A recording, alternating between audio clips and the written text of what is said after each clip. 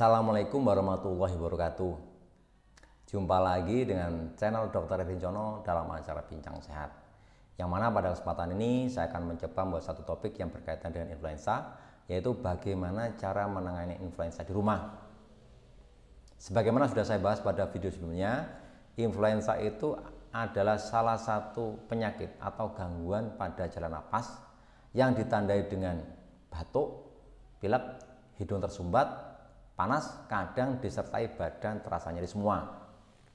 Kondisi ini sebenarnya umum terjadi di masyarakat karena memang influenza penyakit yang paling sering kita temui.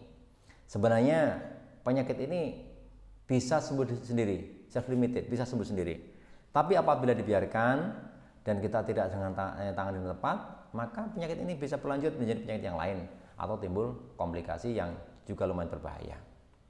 Untuk itu, marilah kita bersama-sama mencoba menangani influenza ini sehingga tidak timbul komplikasi. Tapi sebelum kita masuk pada topik utama, untuk sahabat sehat yang belum subscribe,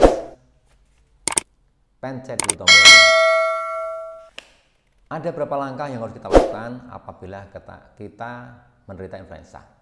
Yang pertama, sebaiknya kita menambah air minum.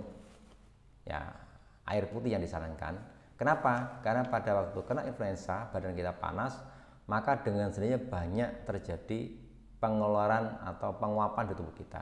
Sehingga kalau dibiarkan bisa terjadi dehidrasi. Itu sebabnya kita butuh minum air putih yang banyak dengan harapan badan kita menjadi segar.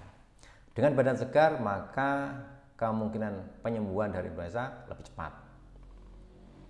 Kemudian yang kedua, kita disarankan untuk istirahat yang cukup. Jadi kalau kita sudah merasa ada gejala influenza seperti bersin-bersin atau badan sudah mulai meriang, sebaiknya kita cukup istirahat dengan tidur. Standar kita tidur sehari semalam adalah 7 jam. Apabila kita cukup tidurnya, biasanya badan kita akan cepat segar, pertahanan tubuh kita meningkat, antibodi meningkat, maka influenza juga cepat menghilang.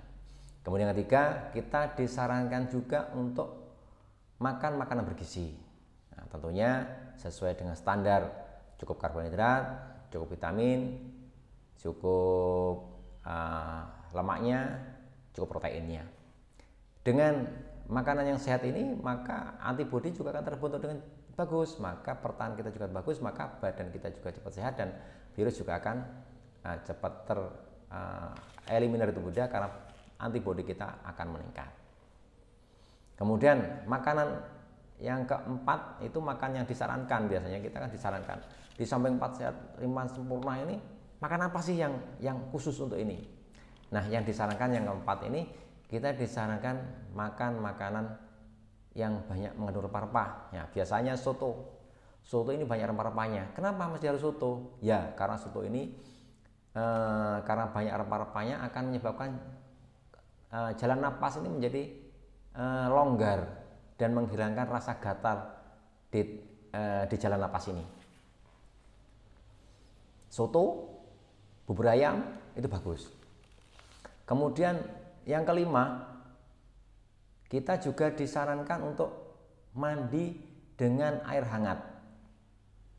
Ya, dengan air hangat maka badan kita menjadi segar. Kita bisa mandi sehari 2 kali dengan air hangat ini dengan harapan dan menjadi segar, dan uap dari air hangat ini apabila masuk di hidung, maka hidung akan menjadi longgar. Ini berfungsi untuk dekongestan, melonggarkan jalan napas. Kemudian yang keenam, kalau perlu kita menyiapkan air hangat atau panas, kemudian kita menghirup uap air hangat ini. Dengan uap air hangat ini, maka jalan napas ini akan menjadi longgar juga, di samping dengan mandi dengan air hangat itu tentunya. Kemudian yang ketujuh, setelah kita melakukan tahapan-tahapan ini, baru kita menambah dengan obat influenza.